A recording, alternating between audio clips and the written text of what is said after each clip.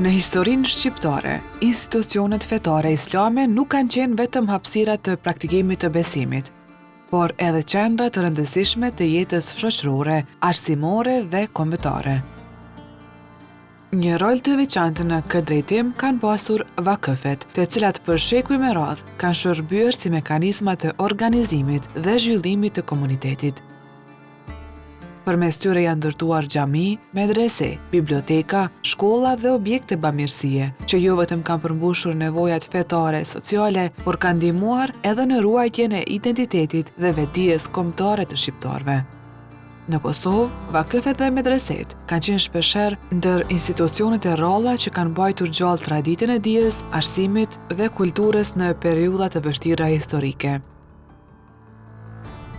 Në këto institucione janë formuar breza të tërë dietarësh, imamësh dhe intelektualësh, të cilët përveç misionit fetar kanë dhënë kontribut të rëndësishëm edhe në ruajtjen e gjuhës, kulturës dhe çështjes shqiptare.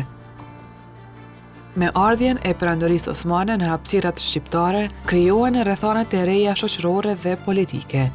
Kjo perandori solli një administrim të ri, një politikë të re, një sistem të ri arsimor dhe mbi të gjitha e solli fenë islame, që është fe zyrtare e perandorisë osmane. Në këtë kuadër, shqiptarët ranë në kontakt drejt për drejt me kulturën dhe fenë islame, ndonë se shqiptarët edhe më herët kishin kontakte si me lindjen, si me perëndimin, por me ardhjen e osmanlive ata u ballafaquan drejt për drejt dhe jo vetëm se ranë kontakt me këtë kulturë dhe me këtë fe të re, por edhe u bën pjesë përberse e kësaj kulture dhe kësaj feje. Dhe jo vetëm se u bën pjesë përberse, por edhe u përfshin në dinamikat e përgjithshme të fesë islame dhe të kulturës islame në përgjithësi. Në këtë kuadër bën pjesë edhe institucioni i vakefit, që ishte një institucion ndonë se edhe të shoqëri tjera hasët dhe të kultura qytetrimet e megjithatë në qytetrimin islam, vakefi ka një kuptim tjetër, merr një dimension tjetër. Dhe kur renditen faktorët e përhapjes së islamit, jo vetëm në hapësirat shqiptare, por gjithandej ku është rri feja islame dhe qytetrimi islam, ndër faktorët kryesor përmendet institucioni i vakefit, sepse ky ishte një faktor i rëndësishëm dhe i dha hof zhvillimit të shoqërive ku edhe u përhap. Në këtë kuptim, institucioni i vakefit edhe të shqiptarët luajti rolin e vet në përhapjen e kulturës dhe qytetrimit islam. Në të vërtet, shqiptarët duke njohur shpirtin e tyre bamirës, kanë lënë një numër të madh të vakefeve, gjithandej sipas traditës së mësimeve, parimeve që kishte feja e perandorisë osmane, në këtë rast feja islame. Nga dokumentat e kësaj kohe dhe monumentet që kanë ngelur nga një numër shumë i madh që ishte dikur, vërehet se shqiptarët kanë lënë një numër të madh të institucioneve të karaktereve të ndryshme, jo vetëm fetare, por edhe sociale e humanitare. Një pjesë e tyre ruhen edhe sot. Në këtë drejtim, shqiptarët kanë lënë numër, sikur edhe thanë, numër të madh të institucioneve vakefnore. Dhe nuk ka segment të jetës në të cilin nuk kemi një vepër të vakufit. Në anën tjetër, nuk ka një vendbanim i cili nuk ka një vakef. Ndërsa kur bëhet fjalë për qytetet, ka ku e ku, numri i tyre është më i madh. Dhe jo vetëm që është numri më i madh, por disa nga vendbanimet tona, qytetet tona janë ndërtuar mbi baza vakefnore, ose kanë marrë statusin e kasabave të kohës, qyteteve të kohës, pikrisht mbi bazën e vakufeve që i kanë lënë njerëzit e mirë, fisnik, bujar të asaj kohe. Po përmendim Kaçanikun, i cili është ndërtuar mbi baza vakufnore të cilat i ka lënë Hoxha Sinan Pasha. Hoxha Sinan Pasha përndryshe ka qenë 5 herë Sadriazem, kryeministër i perandorisë osmane, i cili vakufet e tilla ka lënë jo vetëm në hapësirat shqiptare, Por gjithandaj perandorisë osmane, madje deri edhe në Mekë, Medinë, Kairo, në Algjerinë e sotshme, nuk bëhet fjalë për Stamboll, Damask, Halep, pra gjithandaj ka lënë institucione të vakufit, ka themeluar vakufet e veta. Dhe një numër i madh i pashallarëve, personaliteteve të shuara të kohës, nuk e kanë harruar vendlinjen, ndonse kanë vepruar edhe në qendrat e tjera të perandorisë osmane, asnjëherë nuk e kanë harruar vendin e origjinës së tyre, dhe në një kohë janë kthyer dhe kanë ndërtuar edhe objekte për t'ju shërbyer bashkë vendasve të tyre. Koqa Sinon Pasha i përmendur në Kaçanik ka ndërtuar një xhami, e cila dhe sot e kësaj dite dhe është një ndër xhamit monumentale në Kosovë për stilin dhe arkitekturën e saj, mbi shkrimet, ornamentet, dhe ka ndërtuar një mejtep, një shkollë, një bibliotek, një imaret. Imaretat janë kuzhina popullore, të cilat kanë shërbyer, kanë dhënë ushqim falas për të varfërit, nevojtarët, njerëzit e rastit që kanë kaluar aty, dhe gjithashtu kanë ndërtuar kalan, urën dhe institucionet e tjera. Shumë nga vakëfet në Kosovë u themeluan nga personalitetet shqiptare që kishin arritur pozita të rëndësishme në administratën dhe strukturat e perandorisë osmane. Duke qenë pjesë e elitës politike, ushtarake dhe administrative të kohës, ata shfrytzuan pasurinë dhe ndikimin e tyre për të ngritur institucione që i shërbenin komunitetit. Këto investime nuk ishin vetëm shprehje e devotshmërisë fetare, por edhe një mënyrë për të lënë gjurmë të qëndrueshme në shoqëri dhe për të forcuar jetën institucionale e kulturore të shqiptarëve në trevat e tyre. Personalitetet e tjera të kohës që kanë lënë vakufe, nga familjet e mëdha, nga pashallarët, po i përmendim, është edhe Bizeban Sulejman Aga, i cili me vakufet e tija, si thuaç, fillon edhe urbanizimi i Gjakovës. Me xhaminë e Hadim Agës, që edhe sot e kësaj dite, që është karakteristike për vlerat artistike dhe arkitektonike që i bardh, fillon që Gjakova të urbanizohet dhe të merr karakteristikat e një qyteti, një kasabaje orientale islame të kohës. Një personalitet tjetër i cili ka lënë vakufe është Jemishxhi Hasan Pasha, i cilin kthehet, ka qenë Sadri Azam, kryeministër i perandorisë osmane, dhe në vendlindjen e tij në Rogov të Hasit, ka ndërtuar urën, ka ndërtuar një imaret, një kull, ka ndërtuar një xhami, dhe madje i ka dhënë statusin e kasabas vendlindjes së vet.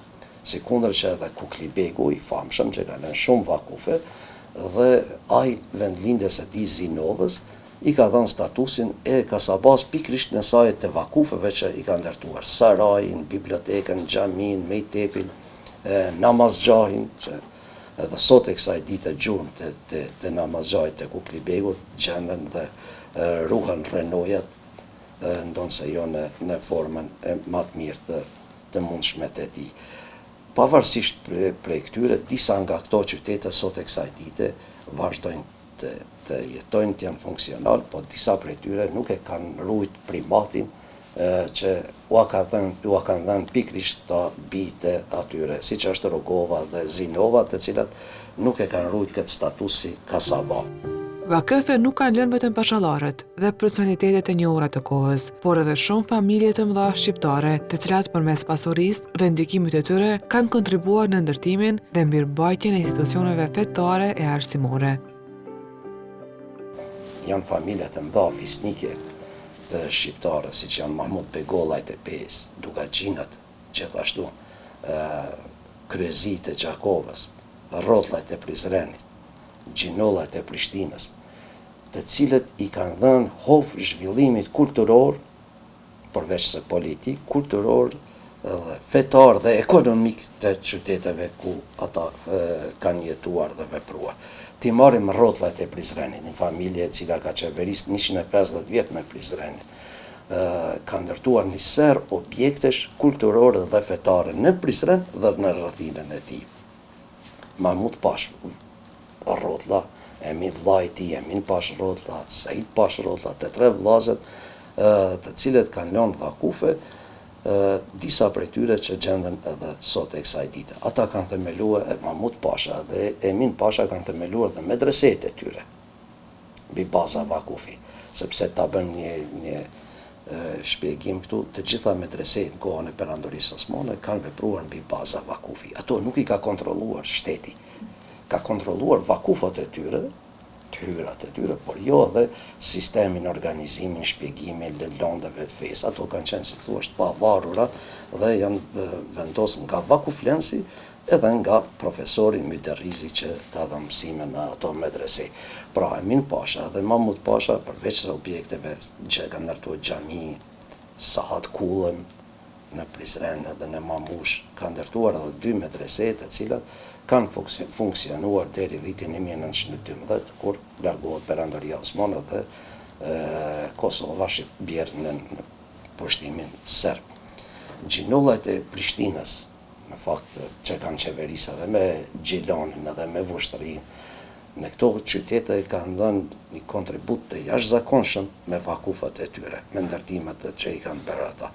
Edhe këta kanë themeluar, për Jashar Pasha, Maliq Pash Gjinolli, i famshëm, ka ndërtuar xhamia Jashar Pasha, sot e kësaj dite është e rindërtuar mbi themelet e një xhamie të shekullit 16, por në 1830 është ky Jashar Pasha që e ndërton njërën prej objekteve më të bukura monumentale të Prishtinës, sepse xhamia Jashar Pashës ruan një arkitekturë dhe një ornamente mbi shkrime jashtëzakonisht të bukura. Familja Gjinolli e Prishtinës, që po i përmendim Maliq Pashën, Jashar Pashën dhe Bahtjar Begun, një pinjoll tjetër i kësaj familje, janë edhe themelues të, si të thuash, të kasabaz se Gjilonit. I kanë dhënë në zhvillim edhe Gjilonit. Pa përmend këtu edhe Lipjanin dhe Vushtrrinë, në Vushtrri ku i kanë pasur, ku kanë qeverisë edhe në këto pjesë. Në shumë qytete dhe fshatra të Kosovës, familje të njohura kanë dhëruar toka apo të ardhura të caktuara për të krijuar vakëfe që shërbenin për funksionimin e xhamive, medreseve, mejtepeve dhe objekteve të tjera në shërbim të komunitetit. Të tillë personalitetesh hasin pothuajse në të gjitha qytetet e Kosovës, pa të gjitha qytetet shqiptare. Nuk mund këtu të mos e përmendim Gazi Mehmet Pashën e Prizrenit, i cili ka ndërtuar një kompleks të tërë objektesh mbi bazën e vakufit. Ka ndërtuar xhaminë e Bajraklis, që ekziston edhe sot e kësaj dite, ka ndërtuar një bibliotekë, biblioteka e Gazi Mehmet Pashës dhe medreseja e Gazi Mehmet Pashës, shumë e famshme për rolin që e ka luajtur deri në vitin 1948 dhe kur mbyllet përfundimisht. Pra, hamamin gjithashtu, hamami i Prizrenit është hamami i Gazi Mehmet Pashës, për cilin dhe po flasim. Ka ndërtuar dhe ura. Pra, nuk janë që fokusuar vakufat vetëm në një dimension, le të themi, fetar, sepse dhe kjo është shumë e rëndësishme ta themi se vakufi nuk ka kuptimin vetëm për një komunitet të caktuar, për një racë, për një etni, për një fe të caktuar, po vakufi ka karakter universal. Thamë, bëhet për hir të Zotit, për t'u shërbyer krijesave të Zotit.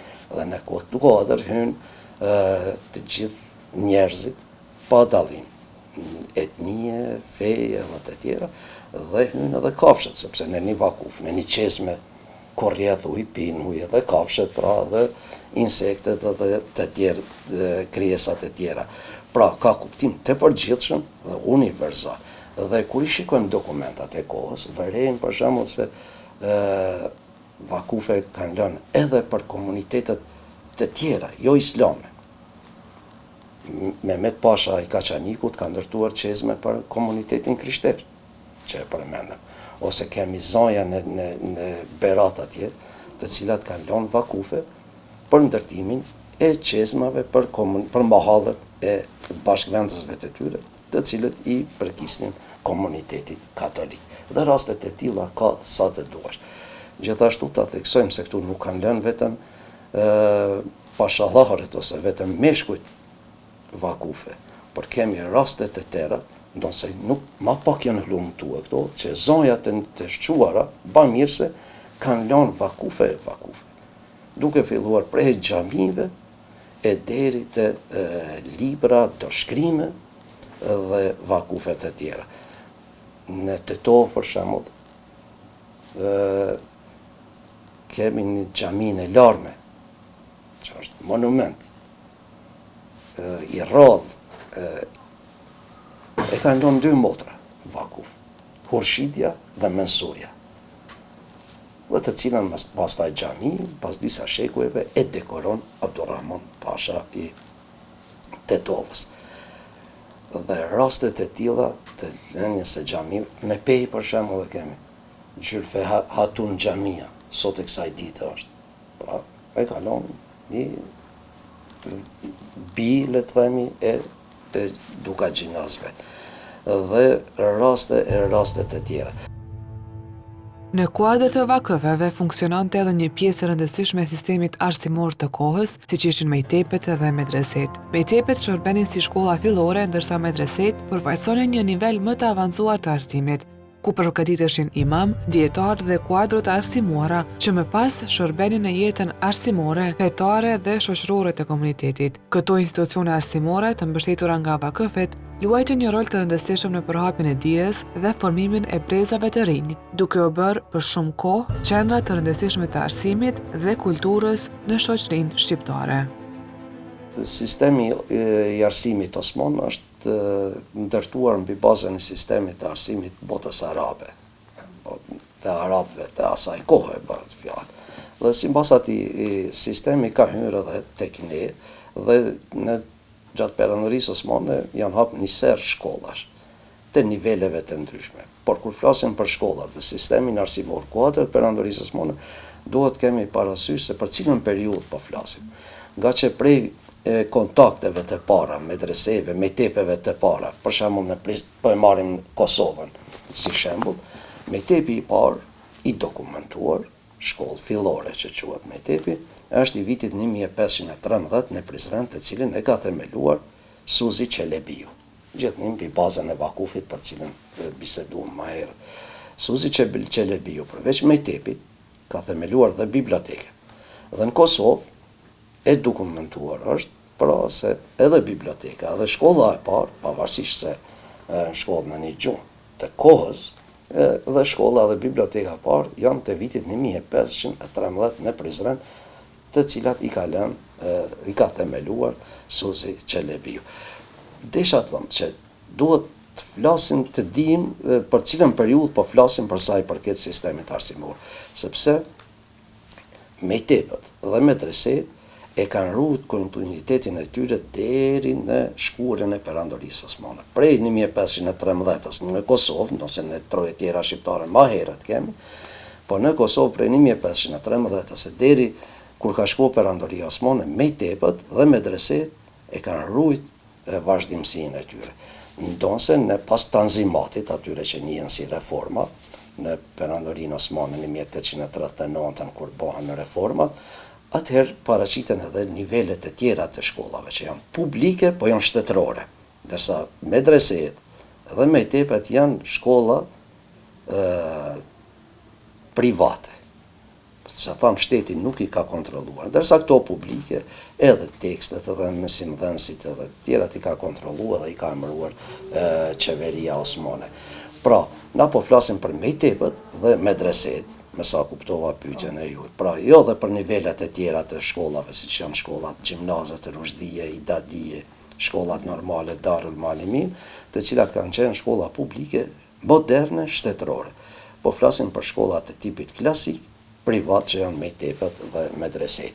Po, mejtepet dhe medreset kanë qenë shkollat të cilat kanë funksionuar me kushtet që i ka vënë vakuflensi, nëse ka qenë themelume, dhe medreset kanë qenë gjitha mbi bazë vakufi, mejtepet ka pas prej tyre që i kanë themeluar një vakuflenës, siç ishte për shembull mejtepi i Koxha Sinan Pashës, po ka pas edhe mejtepet të tjera të cilat i ka mirëmbajt popullata e atij vendbanimi. Në mejtepe janë mësuar njohuritë themelore mbi fenë dhe disa lëndë botore që do t'i qushim, do të thoshim, siç janë matematika, shkrim leximi, funksionet kryesore aritmetike, përsishtja, gjuhë, dhe në nivelet e tjera, në disa mejtepe që kanë qenë më të mëdha, dhe kanë pas vakufe më shumë, janë mësua dhe lanë të tjera. Dhe medreset të cilat kanë pas lanë vetare, në kuptimin klasik, po themi landat vetare që janë mësuar, po dhe lanë botore. Janë mësua astronomia, është mësua matematika dhe lanë të tjera, gjuha, letërsia. Nga këto, institucione arsimore të ngritura dhe të mbështetura nga vakëvet, dolën shumë personalitetet të shquara që më vonë do të luanin rol të rëndësishëm në çështjen shqiptare. Medreset dhe mejtepet nuk formuan vetëm dietar fetar, por edhe njerëz të arsimuar e të vetëdijshëm për realitetin politik dhe shoqëror të kohës.